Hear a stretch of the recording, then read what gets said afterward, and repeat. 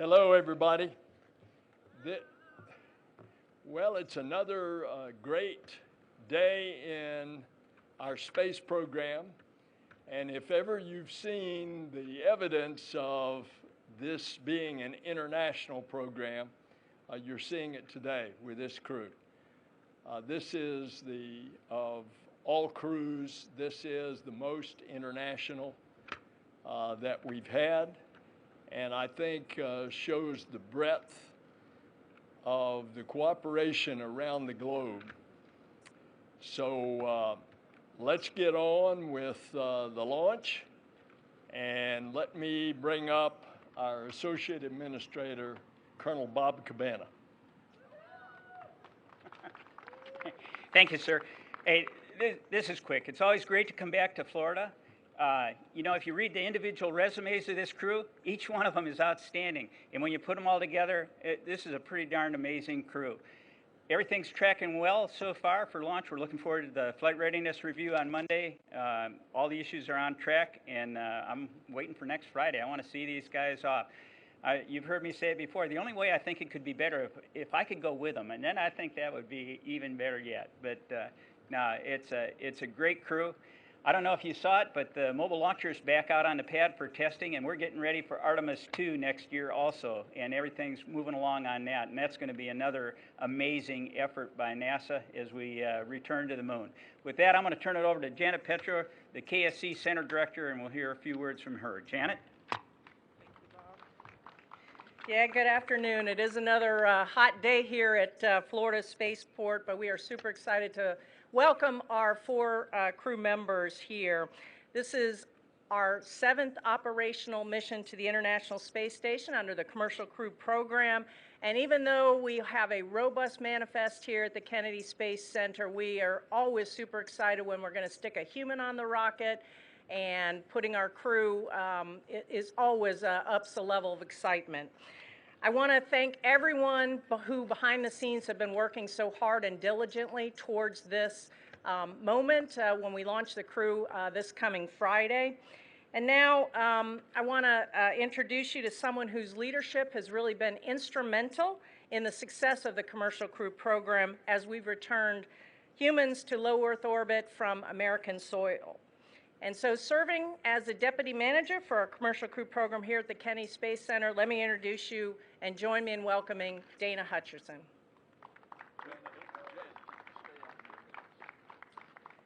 Thank you. I'm very excited to be here, and welcome to the crew who just arrived. It's hard to believe we're on our 7th rotational mission, 8th launch of sending astronauts to the International Space Station from U.S. soil.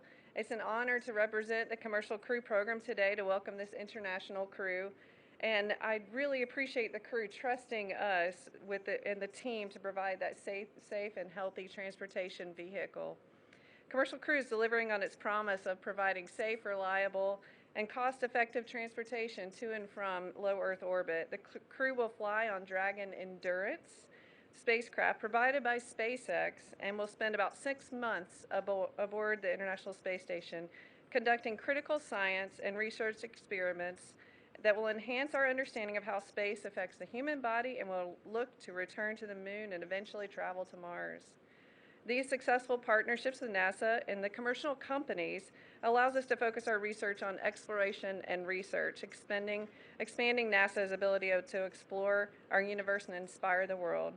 Now I'd like to turn it over to Eric Vanderwall, who leads the International Space Station Program Houston office for the European Space Agency. Thank you.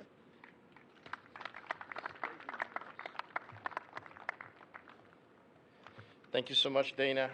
My name is Eric Vanderwall. I'm the head of the European Space Agency Houston office.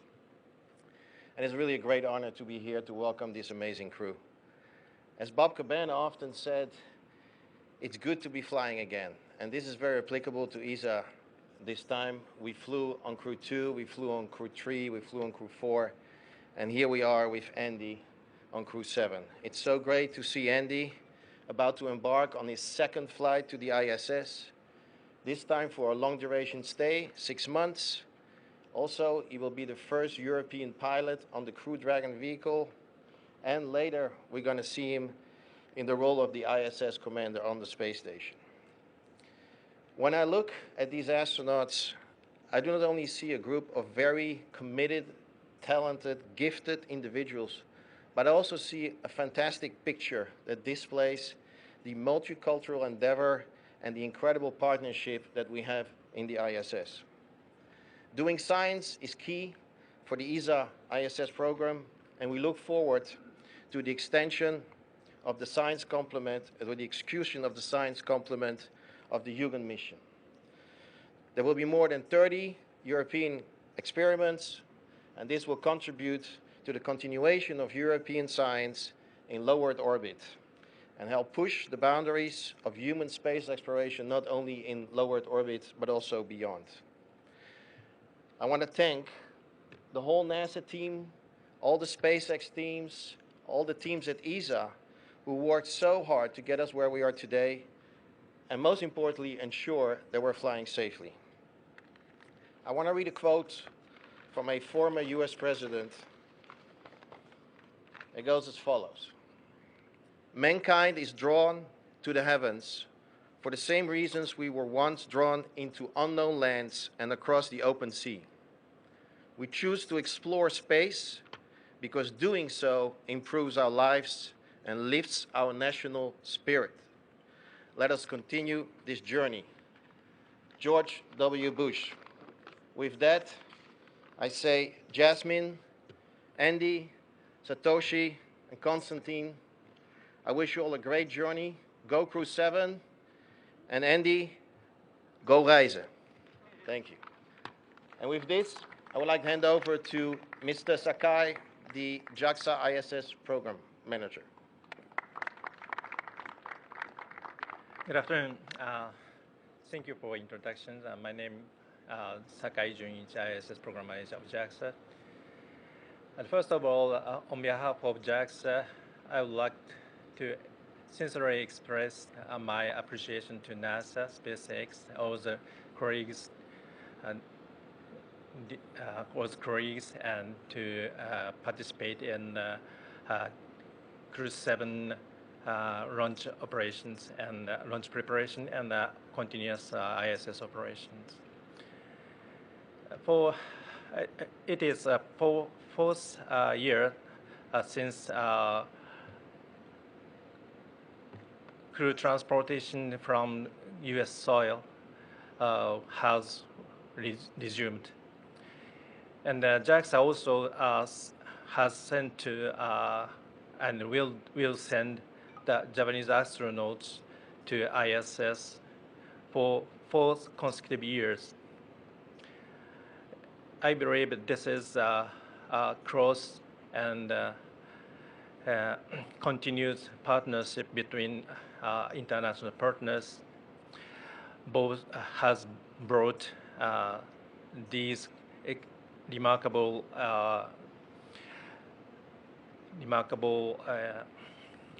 opportunities to us. So this is first flight since Japanese government determined to extend the ISS operation beyond 2024. And this mission will be the second flight and the second long-term resistance in ISS for Japanese astronaut Furukawa Satoshi.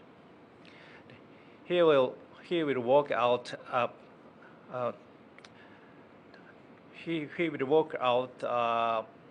variety of missions ranging from life, material, physical science to technological demonstration for future lunar exploration and post-ISS utilizations by utilizing Kibo's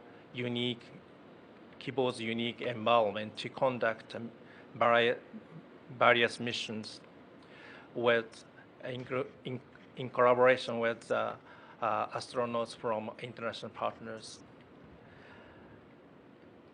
I'm confident that this progress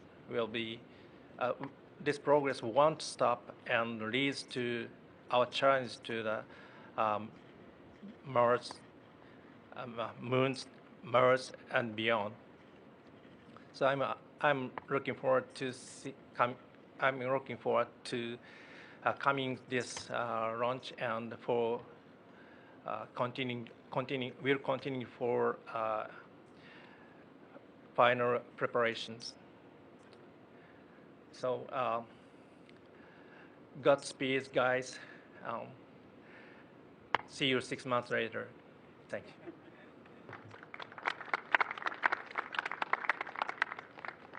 And at this time, we will now open it up for the crew to offer some final remarks. In front of you, we have a multinational crew, Jasmine Moakbelly, NASA astronaut and Crew 7 commander, Andreas Mogensen, ESA astronaut and Crew 7 pilot, Satoshi Furukawa, JAXA astronaut and Crew 7 mission specialist, and Konstantin Borisov, Roscosmos cosmonaut and Crew 7 mission specialist. If the crew would like to step forward when you're ready to offer your remarks. Thank you. Good afternoon. You can probably tell from the huge smiles on our faces that we're extremely excited to finally be here at Kennedy Space Center and for the journey we're about to embark on. One of the first tasks that we had to accomplish as a crew when we were assigned was to design our mission patch. We had to think about what do we want this patch to symbolize, what do we want it to represent, and what were the things about this mission that were really meaningful to us. So if you don't mind, I'd like to talk about just a few of the elements of the patch that I think are very special to us. First, if you look at our patch, the Earth is the central aspect of it. It is the focus of the patch. It's meant to be very beautiful. I'm sure it's not as beautiful as when we'll look back on Earth from the unique vantage point of low Earth orbit. But we wanted it to represent that everything we do on this mission, we hope ultimately benefits our beautiful home planet and those on it. Next, the tail of the dragon rises into a golden star. This to us symbolizes the ascent to the stars. Spaceflight is extremely difficult. It requires perseverance, it requires vigilance, and this was kind of our thank you to the pioneers of spaceflight who paved the way for us to be here today, and for all those on our team who've prepared us for this moment and will support us throughout the mission and upon our return. And then the last element I would love to point out, as others have mentioned, on the rise to the star are the colors white, red, and blue. Those colors encompass the colors that make up the flags of our 4 nations. We are extremely proud, and I know I personally am humbled to be a member of this incredible crew, where if you look at our 4 patches, you'll see a different nation's flag on each one.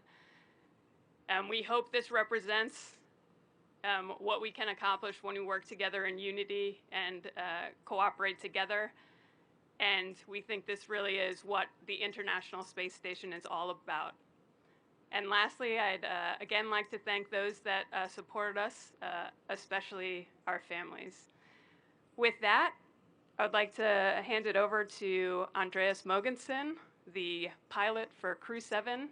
And as stated, he'll be our commander on board the International Space Station.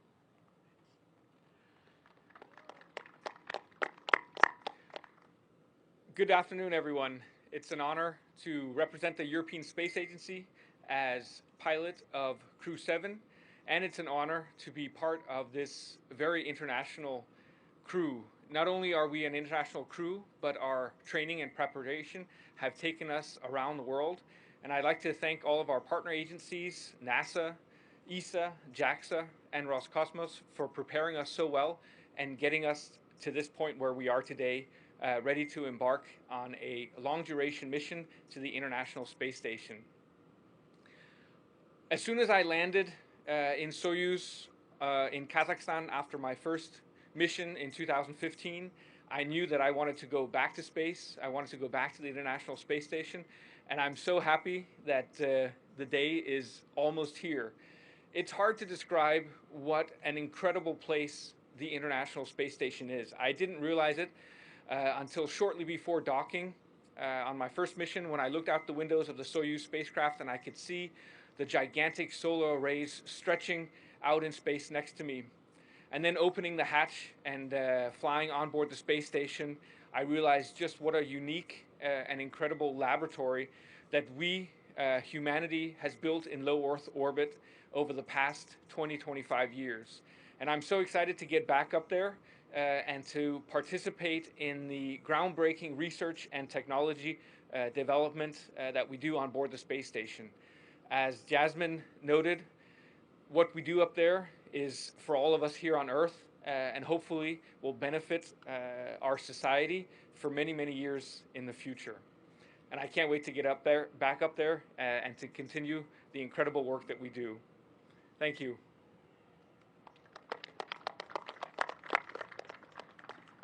Hello, I'm happy to be here at the launch and landing facility because it was formerly called Shuttle Landing Facility. And in my previous mission on the International Space Station,